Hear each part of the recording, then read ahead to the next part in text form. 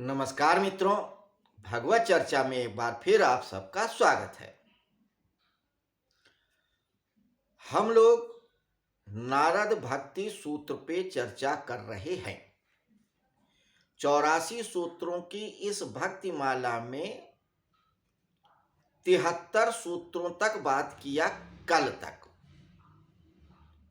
आज 2 सूत्रों पे बात करेंगे, 74 और 75।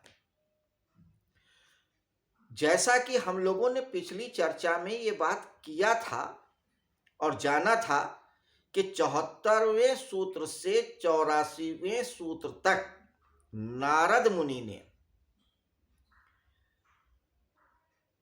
भक्ति की सिद्धि के संदर्भ में बात किया था।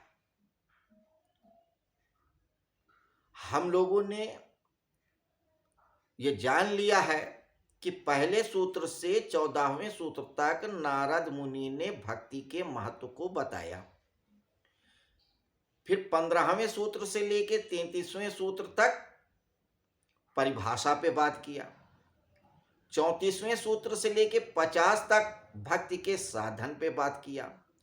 51वें सूत्र से 73वें सूत्र तक शुद्ध भक्ति और मिश्रित भक्ति पे बात किया। अब अंतिम प्रकरण है भक्ति की सिद्ध पे। अब इसको ऐसे समझिए, हमने भक्ति के संदर्भ में जब जानना चाहा तो उसके महत्व को समझ लिया, परिभाषा भी जान लिया, कैसे भक्ति को साधें ये भी जान लिया, साधन क्या है, तरीके क्या है, भक्ति हम करें तरीका क्या है, इस पे भी बात हो गई। फिर भक्ति का प्रकार भी कि ठीक है भक्ति तो हम कर रहे हैं, कहीं भटक ना जाएं, इसलिए उन्होंने बताया कि देखो भाई भक्तों ध्यान रखो, भक्ति तो कर रहे हो, साधन भी समझ गए, मगर कहीं आप चूक तो नहीं रहे हो। इसलिए उन्होंने कहा देखो मिश्रित भक्ति मत करना, सिर्फ भगवान की भक्ति करना, भगवान को साधोगे सब सध जाएगा, एक साधे सब सधे। तो परमात्मा को साधो, संसार तो अपने आप सध ही जाएगा। अब आता है प्रकरण सिद्धि की। ठीक है, अब हम सिद्धि भी आ गए, भक्ति भी बन गए, लेकिन भक्त बनने के बाद भी कुछ दोष आ जाते हैं। उन दोषों से कैसे बचा जाए, किन किन बातों का पालन किया जाए कि हमारी भक्ति हमेशा सधी रहे। ऐसा नहीं कि आज आपने भक्ति किया और वो हमेशा बनी रहेगी, कई बार ऐसा नहीं होता है। आज आप भाव में आ गए, आपने भक्ति किया, ईश्वर को साधा, सध गए, बड़ा आनंद आया, रस आया, खूब भजन किया, कीर्तन किया, नृत्य किया, प्रसाद खाया और चले आए। और जितनी देर भजन किया, पूजन किया, अर्चन किया, नृत्य किया, ना घर की याद, ना दुकान की याद, ना कहीं भी याद ही नहीं किसी चीज सिवाय भगवान के। रस मिल गया, ठीक है, लेकिन ये रस बना रहे उसके लिए जरूरी क्या है, आइए इस बात पे चर्चा करते हैं। तो दोनों सूत्रों को हम एक साथ पढ़ेंगे, फिर उन पे चर्चा करेंगे। 74वां सूत्र कहता है वादो न अवलंब्य, वादो न अवलंब्य, वाद विवाद नहीं, अवलंबन नहीं करना चाहिए। बहुत खास बात है। खास बात क्या है, दूसरा सूत्र पढ़ने फिर करते हैं। बाहुल्य अवकाशत्यादि नियतत्वाच, ऐसा तर्क वितर्क अत्यधिक उलझनों में फंसाता है तथा कभी निर्णयकारी नहीं होता। बाहुल्य अवकाशत्वादि नियतत्वाच,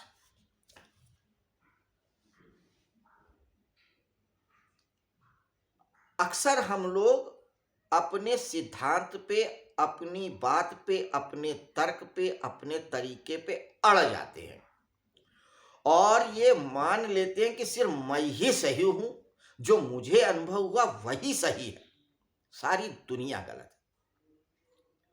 अब आपको भक्ति में रस आ गया, भगवान का भी अनुभव हो गया, अब आप बहुत हम्बल भी हैं, लोगों के प्रति प्रेम पूर्ण भी हैं, बहुत अच्छे भी हैं, बहुत बढ़िया भक्त हैं, मगर अगर किसी ने कह दिया नहीं साहब भगवान नहीं होते हैं, राम ओम को मैं नहीं मानता, कन्हैया जी को मैं नहीं मानता, मैं तो नहीं मानता कि रामचंद्र जी हुए थे, कृष्ण जी हुए थे, अब आप तैश में आ गए, लगे सिद्ध करने, नहीं साहब आप कैसे कहते हैं कि रामचंद्र जी नहीं थे और कृष्ण भगवान नहीं थे, ये प्रमाण है, वो प्रमाण है, श्रुति प्रमाण है, तो चाहे प्रत्यक्ष प्रमाण ले लो, अनुमान प्रमाण ले लो, शब्द प्रमाण ले लो, कोई भी प्रमाण ले लो, सब तरीके से आप कहोगे कि भगवान हुए हैं, इस धरती पे चले हैं, आप लड़ने पे उतारू हो जाओगे, मरने मारने पे उतारू हो जाओगे, जान देने को तैयार हो जाओगे कि नहीं भगवान हैं। तो नारद जी अद्भुत बात कहते हैं, तर्क मत करो, मत करो तर्क। कोई कहता भगवान नहीं है, ठीक है भाई नहीं है, हम भी कह रहे हैं बिल्कुल नहीं है, कोई कहे हैं, हाँ भाई बिल्कुल हैं, हमने तो अनुभव किया, और कोई कह दे कि भैया पता नहीं, आप भी कह दो हाँ भाई हमें भी नहीं पता है कि भगवान हैं कि नहीं, आप भी कह दो साहब देखो मैं इतनी भक्ति करता हूं आज तक नहीं दिखे, मेरे पास तो कभी नहीं है। काहे को तर्क करना, काहे को झंझट करना, अरे भाई उसका सत्य उसके लिए, आपका सत्य आपके लिए, मत करो। और क्यों कह रहे हैं कि वाद विवाद या तर्क में मत पड़ो, क्यों? क्योंकि देखो तर्क और तलवार जिसकी भारी होती है उसी का हो जाता है। आपके पास तर्क ज्यादा है तो आप जीत जाओगे बहस में, बात में, और अगर आपके पास तलवार भारी है, आपके बाजुओं में बल ज्यादा है, तो आप युद्ध जीत जाओगे। तो चाहे शास्त्रार्थ हो और चाहे युद्ध हो, जीत उसी की होती है जो बलशाली है। तर्क से आप सिद्ध नहीं कर सकते गिलास आधा खाली है कि गिलास आधा भरा है। अगर आप तर्क करने लगे तो आप समझ लो कि आप सच्चे भक्त नहीं हो, कहीं ना कहीं अभी कुछ कसर बाकी है, क्योंकि जो तर्क कर रहा है कि ईश्वर नहीं है वो भी ईश्वर का अंश है, उसका भी तो कुछ अनुभव होगा, तो काहे को तर्क करना। और जो कह रहा है कि अनुभव में कि भगवान है तो उसका भी अपना अनुभव है, तो दोनों सही है, तो तर्क मत करो। बड़ा अच्छा सा उदाहरण हमारे जेहन में आ रहा है, हमने सुना है कि एक बार ईश्वर चंद्र विद्यासागर रामकृष्ण परमहंस के पास आ गए। ईश्वर चंद्र विद्यासागर बहुत बुद्धिमान थे, बंगाल में उनकी तूती बोलती थी, उनके जैसा तर्कशास्त्री कोई होता ही नहीं था, और वो ईश्वर को नहीं मानते थे, कहते कोई भगवान उगान नहीं, कुछ नहीं है, निरीश्वरवादी थे।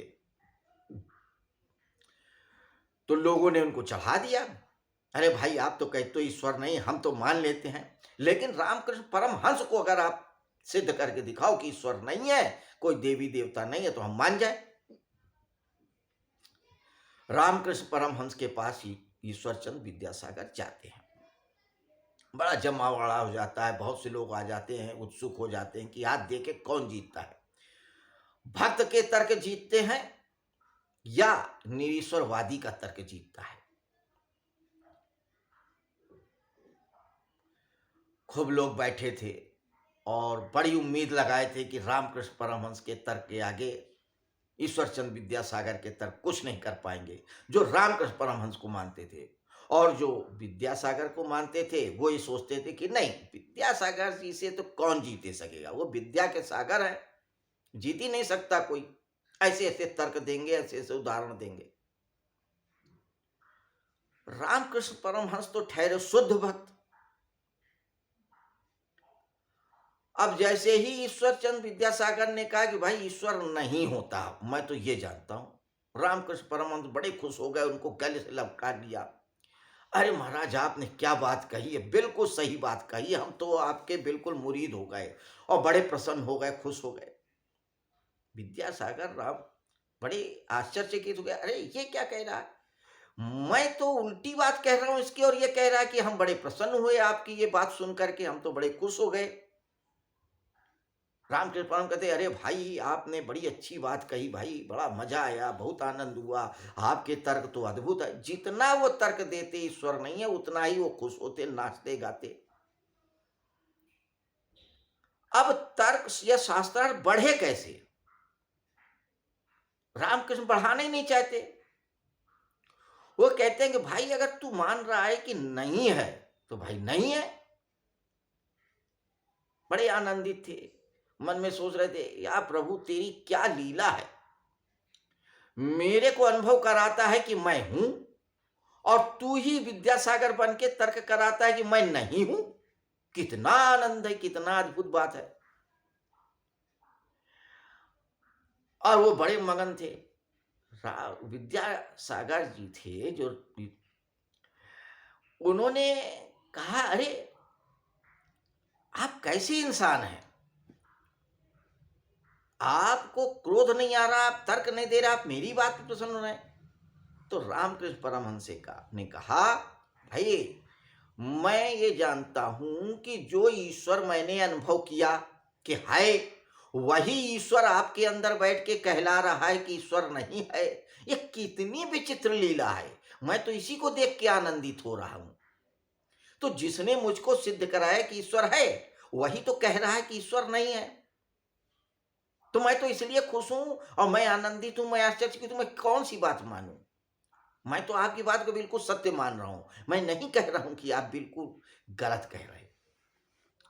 ईश्वर चंद्र विद्यासागर मुरीद हो गए, अब बाद में शायद आस्तिक भी हो गए थे। तो भक्त कभी तर्क करता ही नहीं है। यही कहते हैं कि अगर आप सच्चे भक्त हो तो तर्क मत करो। कोई कहता भगवान है तो भाई है, और नहीं है तो नहीं है, क्योंकि तर्क से कुछ हासिल नहीं होगा। तर्क से कोई बात सिद्ध होती ही नहीं है। अगर हो भी गई तो थोड़ी देर के लिए सिद्ध हो जाएगी, कोई बड़ा तर्क शास्त्री आ जाएगा, प्रमाण लेके वो बात गलत हो जाएगी। इसकी बात छोड़ दो, विज्ञान की बात लो लो। कुछ साल पहले तक वैज्ञानिक कहते थे संसार में सिर्फ 108 तत्व हैं, बाद में कुछ और तत्व आ गए,